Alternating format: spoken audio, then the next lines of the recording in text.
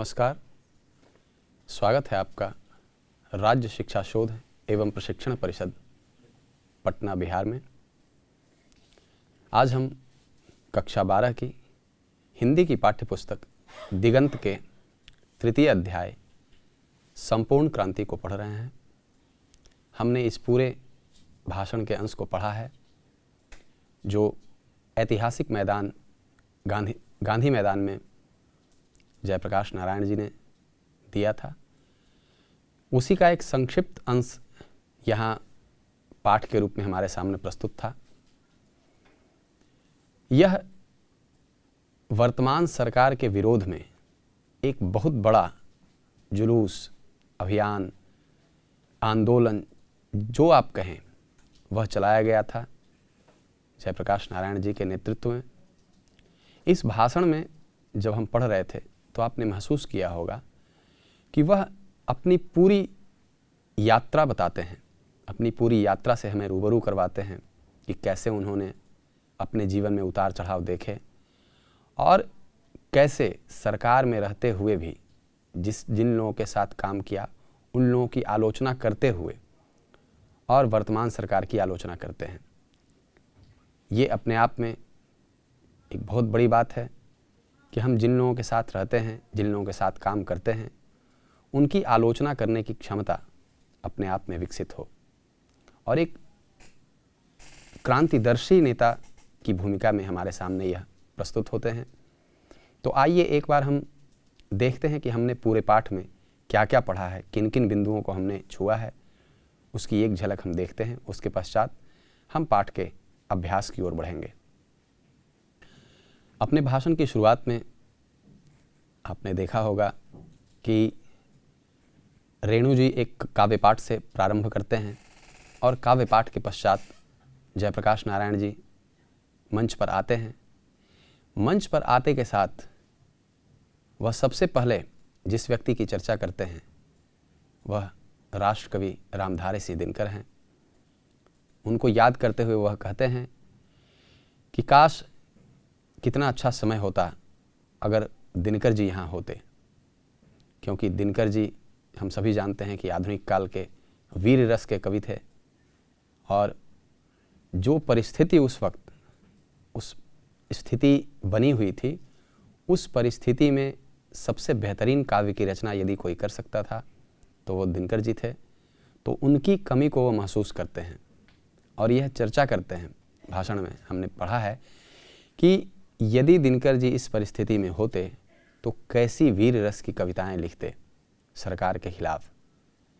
उसके बाद फिर आगे चलते हुए बेनीपुरी जी को भी याद करते हैं, रामवृक्ष बेनीपुरी, जिन्हें कलम का जादूगर भी कहा जाता है। उनको याद करते हुए कहते हैं कि वो इस परिस्थिति में कुछ अलग लिखते, चूँकि गद्यकार के रूप में, कहानीकार के रूप में हम रामवृक्ष बेनीपुरी को जानते हैं। उनकी चर्चा करते हैं। फिर अगले अंश में वो इस बात से परिचित करवाते हैं कि यह जो कार्यक्रम हो रहा है, यह जुलूस जो हो रहा है, आंदोलन जो हो रहा है, इसका नेतृत्व किन्हें करना चाहिए। ये बताते हैं अपने भाषण में कि मैं कतई नहीं चाहता था कि इसका नेतृत्व मैं करूं, किंतु छात्रों ने, जनसंघर्ष समिति के लोगों ने न चाहते हुए भी इन्हें मनाया नेतृत्व करने के लिए। बल्कि यह चाह रहे थे, इन्होंने कहा भी है कि मैं अब वृद्ध हो चुका हूँ, मेरी सलाह लीजिए। लेकिन लोगों ने उस समय यह समझा कि बिना एक मजबूत नेतृत्व के यह आंदोलन सफल नहीं होगा। अतः लोगों ने आग्रह किया कि नहीं, इस पूरे आंदोलन की बागडोर आपके हाथ में होनी चाहिए और नेतृत्व आप करिए। और इसको सहर्ष आपने स्वीकार किया था, यह जयप्रकाश नारायण जी ने कहा है। उसके पश्चात भाषण के दौरान वह बताते हैं कि कैसे उनको जानने वाले लोग उनके अमेरिका में शिक्षा ग्रहण करने की बात को लेकर उन पर आलोचना करते हैं, उनकी आलोचना करते हैं। और ये बताते हैं कि एक नारा भी हम लोगों ने पढ़ा था। तो जयप्रकाश नारायण जी उन सभी भ्रम को तोड़ते हैं और बताते हैं कि अमेरिका प्रवास के दौरान उन्होंने किस प्रकार का जीवन जिया था। छात्र जीवन जो उनका था, उनका घर अर्थात उनकी पृष्ठभूमि ऐसी नहीं थी घर की कि उन्हें अमेरिका पढ़ने के लिए भेजा जाए, किंतु लोगों से जानकारी मिली कि एक छात्र वहाँ काम करके विभिन्न प्रकार के कामों को करके और पढ़ाई अपनी जारी रख सकता है, तो वहाँ गए अपने मित्रों के साथ। और वहाँ कई प्रकार का काम आपने देखा होगा, कुछ ऐसे काम जैसे झाड़ू लगाना, कमोड साफ करना, होटलों में काम करना, रेस्तरां में काम करना, बैरा के रूप में काम करना, और एक चारपाई पे कई लोगों के साथ सोना, रजाई साझा करना, यानी कई प्रकार के ऐसे काम उन्होंने किए जिसकी कल्पना करना अभी के समय में बहुत मुश्किल है। और इस प्रकार के जीवन में रहते हुए उन्होंने शिक्षा ग्रहण की। यद्यपि हमने उनके बारे में जाना था कि पीएचडी नहीं कर सके थे और अस्वस्थता के कारण, माँ की अस्वस्थता के कारण फिर वापस आ गए थे। ये वो अपने अमेरिका प्रवास के बारे में बताते हैं। उसके पश्चात चर्चा करते हैं 1924 में जब वह कम्युनिस्ट हुए, कम्युनिस्ट किस प्रकार उनके ऊपर मार्क्सवाद हावी था और पूरी तरह से घोर कम्युनिस्ट होकर वह लौटे थे। कम्युनिस्ट का मतलब वो उस समय मार्क्सवाद लेनिनवाद का ज़माना था और उस समय मार्क्सवाद से संबंधित अंग्रेजी की जितनी पुस्तकें थी उन्होंने सारी पढ़ डाली थी। इस प्रकार के मार्क्सवादी होकर वह लौटे थे वहाँ से। फिर वह याद करते हैं और बताते हैं कि जुलूस और आंदोलन, इसके दौरान क्या समस्याएं उन्हें आई है। अर्थात कैसे आपने सुना होगा कि पुलिस वाले ने कहा कि जयप्रकाश नारायण जी नहीं होते तो बिहार जल गया होता।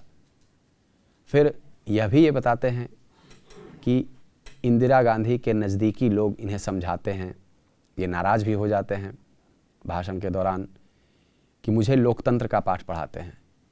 तो जयप्रकाश नारायण को लोकतंत्र सिखाने की आवश्यकता नहीं है, क्योंकि इनका लंबा अनुभव रहा था गांधी जी के साथ काम करने का, जवाहरलाल नेहरू के साथ काम करने का। फिर ये भी बात करते हैं कि इन्होंने कई लोगों की आलोचना की। वर्तमान सरकार की आलोचना कर रहे हैं तो इसका मतलब यह नहीं कि इन्होंने पूर्व में जिनके साथ काम किया है उनकी आलोचना इन्होंने नहीं की है। यह गांधी जी के बारे में बात करते हैं कि वृद्ध थे गांधी जी, बड़े थे, लेकिन फिर भी जब भी किसी बात पर यह सहमत नहीं हो पाते थे तो गांधी जी से वाद विवाद होता था। यद्यपि गांधी जी समझाने का काफ़ी प्रयास करते थे और फिर जो सही होता था वह मान लिया जाता था गांधी जी के द्वारा भी। ये बताते हैं कि इस प्रकार की परिस्थिति में मैं रहा हूँ, अतः आलोचना करना ये कोई बुरी बात नहीं है। लोकतंत्र में ये एक स्वस्थ परंपरा है और उसका विकास हुआ था उस समय। फिर जवाहरलाल नेहरू जी के बारे में बताते हैं कि मैंने उनकी भी आलोचना की कई जगहों पे, लेकिन ये बताया कि उनकी आलोचना मैंने परराष्ट्र नियमों के तहत की, अर्थात दूसरे राष्ट्रों से जो संबंध है हमारे देश का, उस विषय पर मैंने जवाहरलाल नेहरू जी की आलोचना की। फिर लाल बहादुर शास्त्री को याद करते हैं, उनसे यह बताते हैं कि पाकिस्तान के मामले में आप गलत कर रहे हैं। उन्होंने उन्हें तार भी लिखा था। अर्थात ये दर्शाते हैं कि मैं आलोचना करते आया हूँ गलत चीज़ों का। यही कारण है कि मैं इंदिरा जी की भी आलोचना कर रहा हूँ। आगे हम देखते हैं कि लोकतंत्र के बारे में वह चर्चा करते हैं कि लोकतंत्र क्या है। लोकतंत्र में चुनाव पद्धति सबसे महत्वपूर्ण चीज़, कि चुनाव पद्धति कैसी होनी चाहिए। जिस चुनाव पद्धति में मतदाता केवल मतदान करने के अधिकार को रखता है और वहीं तक उसका अधिकार सीमित हो जाता है, इससे आगे निकलने की पद्धति भी बताते हैं। और ये बताते हैं कि चुनाव केवल एक बार मतदाता ने मतदान कर दिया उसके बाद उसका कार्य खत्म नहीं होना चाहिए, अपितु चुनाव के दौरान, चुनाव के पूर्व और चुनाव के पश्चात, इन तीनों स्टेज पे, इन तीनों स्तरों पर मतदाताओं की महत्वपूर्ण भूमिका होनी चाहिए। जैसे कि ये बताते हैं कि उम्मीदवार के चयन में भी भूमिका होनी चाहिए, मतदान में तो होती ही है। उसके पश्चात जब चुनाव संपन्न हो जाए और जो हमारा विजित उम्मीदवार है, जो जीत चुके हैं, वो उनकी कार्यशैली और पद्धति क्या है, इस पर भी एक पैनी निगाह होनी चाहिए आम मतदाताओं की या जन संघर्ष समितियों की। ये चर्चा करते हैं। ये एक संक्षिप्त परिचय था पूरे पाठ का। अब आइए हम देखते हैं इसके अभ्यास को और अभ्यास को अपनाने का प्रयास करते हैं। पहले प्रश्न को देखें।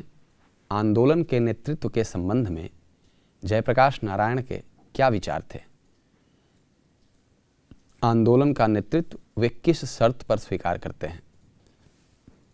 यदि इसके बारे में हम बात करें तो आंदोलन का नेतृत्व, जैसा कि हम बात कर रहे थे अभी, कि वो चाहते थे कि आंदोलन का नेतृत्व युवाओं के हाथ में हो, न कि एक वृद्ध के हाथ में।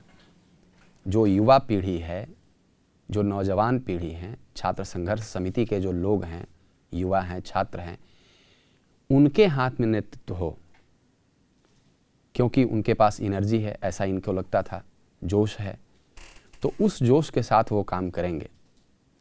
लेकिन जैसा कि हम सभी जानते हैं, छात्रों ने इस बात को नहीं माना और जयप्रकाश नारायण जी से यह आग्रह किया कि नेतृत्व आप ही संभालें।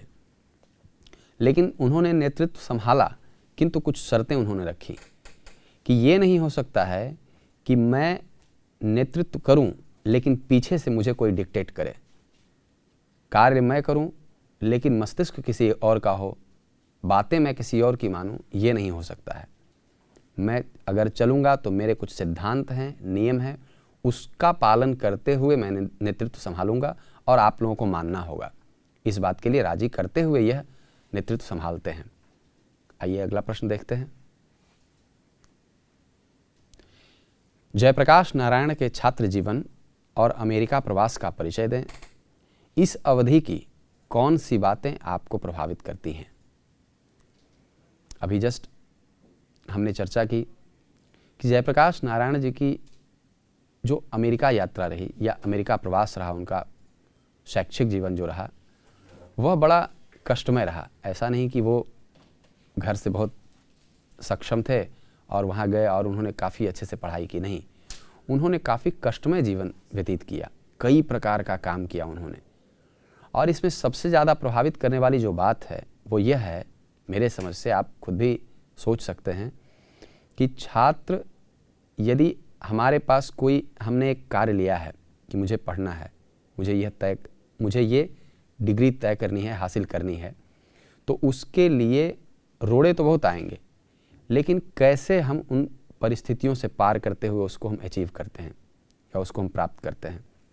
जैसे कि इनके सामने आर्थिक समस्या थी। आर्थिक समस्या एक महत्वपूर्ण समस्या है अभी भी छात्रों के लिए।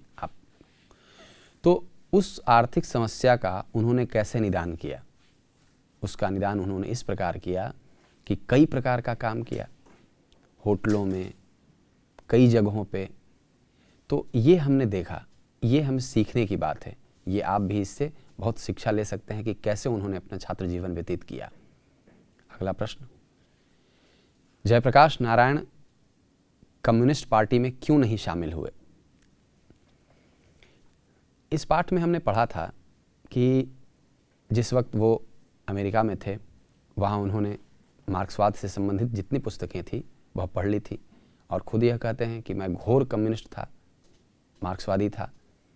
लेकिन लेनिन की चर्चा वो करते हैं और कहते हैं कि उनके द्वारा यदि हमारे देश में किसी बाहरी सत्ता का प्रभाव हो और बाहरी कोई शक्ति हमारे यहाँ औपनिवेशिक काल में इस प्रकार से हावी हो कि उसी की चल रही हो, हमारी अपनी शासन व्यवस्था न हो, ऐसी स्थिति में कम्युनिस्ट को यह चाहिए कि वह आंदोलन का नेतृत्व किसके हाथ में है इससे मतलब नहीं है, बस आंदोलन में रहना चाहिए। वह मार्क्सिस्ट या मार्क्सवादी बन के नहीं रहना चाहिए।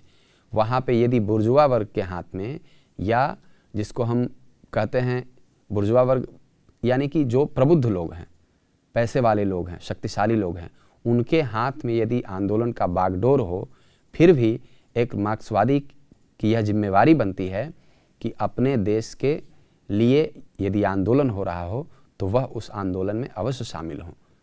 ये सोच था, इसीलिए ये कम्युनिस्ट में शामिल नहीं हुए थे। पाठ के आधार पर प्रसंग स्पष्ट करें। अगर कोई डेमोक्रेसी का दुश्मन है तो वे दुश्मन हैं जो जनता के शांतिमय कार्यक्रमों में बाधा डालते हैं, उनकी गिरफ्तारियां करते हैं, उन पर लाठी चलाते हैं और गोलियां चलाते हैं। देखिए यहाँ एक शब्द आया है डेमोक्रेसी, हम पूरा पढ़ रहे हैं इस पाठ को, उसमें लोकतंत्र लोकतंत्र बार बार आ रहा है। तो लोकतंत्र, जैसा कि आपने पढ़ा होगा अपने राजनीति शास्त्र की पुस्तकों में, कि लोकतंत्र लोकतंत्र अर्थात लोगों का शासन, जैसा कि अब्राहम लिंकन की एक प्रसिद्ध परिभाषा है कि जनता का जनता के लिए तथा जनता के द्वारा शासित शासन है। तो इस पद्धति में जब जनता के अधिकार का ही हनन होने लगे तो ऐसी स्थिति में हम डेमोक्रेसी कैसे मानेंगे? जब जनता अपनी आवाज़ उठाने के लिए बोल नहीं सकता हो, जुलूस नहीं कर सकता हो, शांतिमय प्रदर्शन नहीं कर सकता हो, ऐसी स्थिति में हम कैसे मानेंगे कि डेमोक्रेसी है? तो डेमोक्रेसी के दुश्मन तो वही लोग हैं जो बैठ के जनता के इन अधिकारों का हनन कर रहे हैं। यही बात इस प्रसंग में कही गई है। इसका दूसरा प्रसंग है, व्यक्ति से नहीं, हमें तो नीतियों से झगड़ा है, सिद्धांतों से झगड़ा है, कार्यों से झगड़ा है। जी, यह भी भाषण का एक अंश है। इसमें जयप्रकाश नारायण कहते हैं कि मेरा जो झगड़ा है वह किसी व्यक्ति से नहीं है।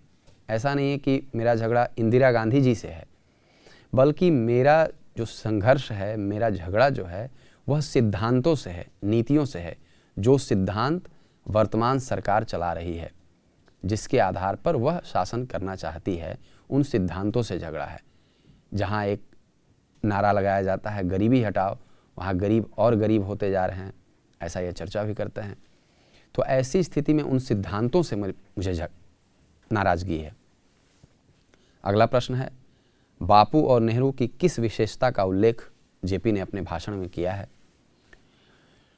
अभी हम चर्चा भी कर रहे थे कि बापू और नेहरू दोनों की यह विशेषता थी कि यदि कोई आलोचक है, कोई आलोचना मेरी कर रहा है, तो सिर्फ इसलिए कि वह आलोचना करने वाला व्यक्ति मेरी बराबरी का नहीं है, हम उनकी बातों को बिल्कुल काट दें, ये आदत नहीं थी न महात्मा गांधी की, न जवाहरलाल नेहरू की। उनकी आदत यह थी कि वह उन बातों को सुने और तर्क सहित खंडन करें, और जिनका तर्क सही होगा, जिनका तर्क ज़्यादा सही होगा, उनकी बात मानी जाएगी।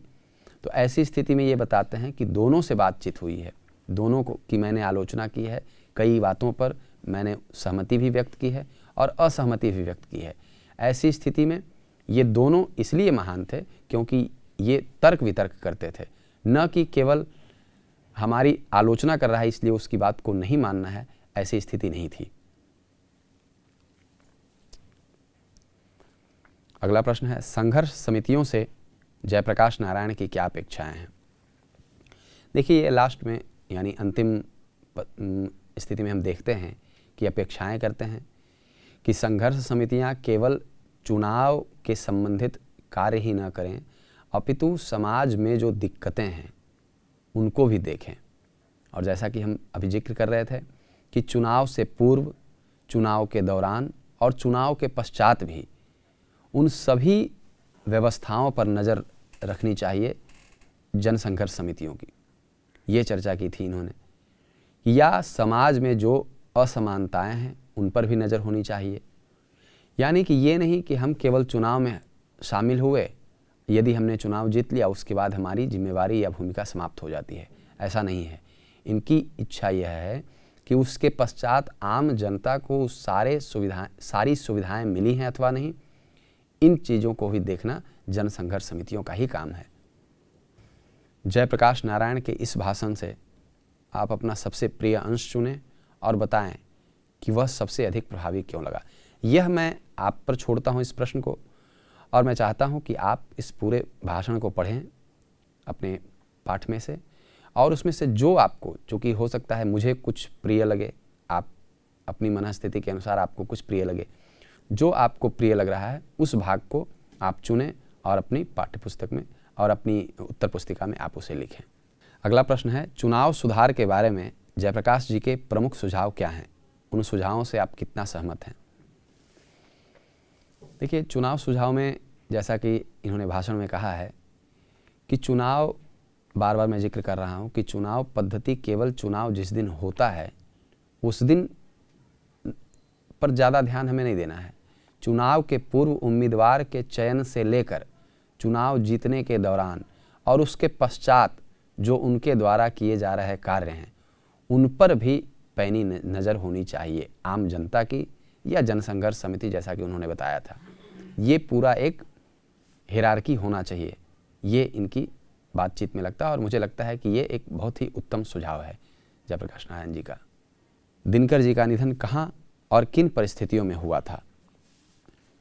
हम शुरुआत में ही देखते हैं कि वेल्लोर की चर्चा करते हैं जयप्रकाश नारायण जी, और वहाँ एक मित्र के यहाँ गए हुए हैं और वहीं दिनकर जी इनसे मिलने आते हैं।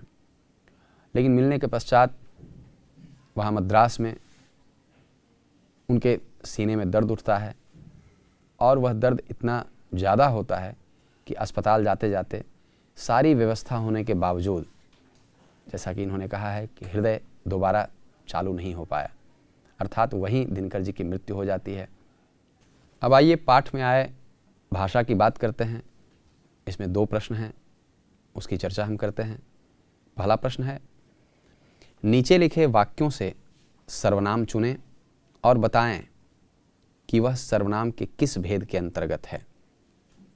पहला वाक्य है, पहली बात जो मैंने नोट की है आपसे कहने के लिए वह इस सरकार के बारे में है। तो यहाँ पुरुषवाचक सर्वनाम मैंने, आपसे तथा वह, ये तीनों सर्वनाम हैं। अगला वाक्य, मुझे भी छात्रवृत्ति मिलती थी। मुझे जो शब्द है यह भी पुरुषवाचक सर्वनाम है। अगला, मेरा उनका बहुत पुराना संबंध है। यहाँ मेरा और उनका ये दोनों शब्द जो हैं ये दोनों ही सर्वनाम हैं और दोनों पुरुषवाचक सर्वनाम के उदाहरण हैं, एक उत्तम पुरुष और एक मध्यम पुरुष। और अंतिम वाक्य है, तिब्बत के बारे में मेरी बात तो नहीं मानी उन्होंने। तो यहाँ भी पुरुषवाचक सर्वनाम मेरी और उन्होंने। अगला जो प्रश्न है, निम्नलिखित से विशेषण बनाएं। विशेषण के 4 प्रकार हैं, आप जानते हैं, गुणवाचक, परिमाणवाचक, संख्यावाचक और सार्वनामिक विशेषण। उन चारों में विशेषण हम बनाते हैं। आइए देखते हैं। पहला शब्द है महत्ता। इससे यदि हम विशेषण बनाएंगे तो महत्वपूर्ण होगा। गरीबी से गरीब, स्नेह से स्नेही, प्रेम से प्रेमी, शक्ति से शक्तिशाली, कानून से कानूनी और गांव से ग्रामीण अथवा गंवार। तो इस प्रकार हमने आज इस पाठ के अंत में आए अभ्यासों को देखा, उसको बनाने का प्रयास किया। हम आशा करते हैं कि आपको यह पाठ पढ़ने में और अभ्यास बनाने में बहुत मदद मिलेगी और आपने आनंद उठाया होगा इस कक्षा का। फिर अगली कक्षा में आपसे मुलाकात होगी। तब तक के लिए नमस्कार।